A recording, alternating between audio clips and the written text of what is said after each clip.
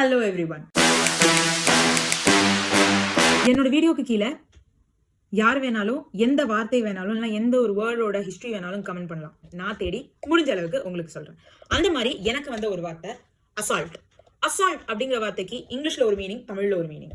இங்கிலீஷ்ல harassment, physical, mental, emotional எல்லாமே harassment ரிலேட்டடான வார்த்தை. ஆனா தமிழ்ல வர அசால்ட் அந்த மீனிங் தரல.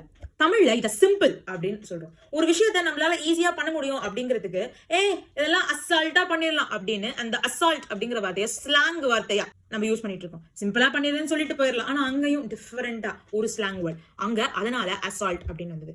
சரி, ஏன் இங்க தமிழ்ல வந்து வேற மீனிங் அப்படின்னு கொஞ்சம் தேடி பார்த்தா அந்த வார்த்தை தப்புதான். ஆனா எப்ப வந்தது அப்படிங்கறது ஒழுங்கான நம்மளுக்கு தெரியல. எப்படி வந்திருக்கலாம் அப்படின்னா, காலனைசேஷனுக்கு அப்புறம் நம்ம இண்டிபெண்டன்ஸ் வாங்கணும்ல, அந்த டைம்ல இந்த தமிழ் லாங்குவேஜ் வந்து இங்கிலீஷ் கிட்ட இருந்து ஒரு சில வார்த்தைய ஃபேம்காக, ஃபேஷனுக்காக கடன் வாங்குச்சு. அப்ப இந்த வார்த்தையையும் கடன் வாங்கிருக்கலாம் அப்படின்னு அவங்க சொல்றாங்க. சோ இதான் ரீசனா அப்படிங்கிறது தெரியாது. உங்களுக்கு ஏதாச்சும் ரீசன் இருந்ததுன்னா கமெண்ட் பண்ணுங்க, கேட்கலாம், தெரிஞ்சுக்கலாம். ஆனா இங்கிலீஷ்ல இருக்கிற அசால்ட்டும் தமிழ்ல இருக்கிற அசால்ட்டும் வெவ்வேறு மீனிங் உள்ள ஒரு வேர்டு. தமிழ்ல நம்ம ஒரு ஸ்லாங் வேர்டா சிம்பிள் அப்படின்னு சொல்றோம். வேற இங்கிலீஷ்ல அது ரொம்ப சீரியஸான டேர்ம். ஓகேவா? பை.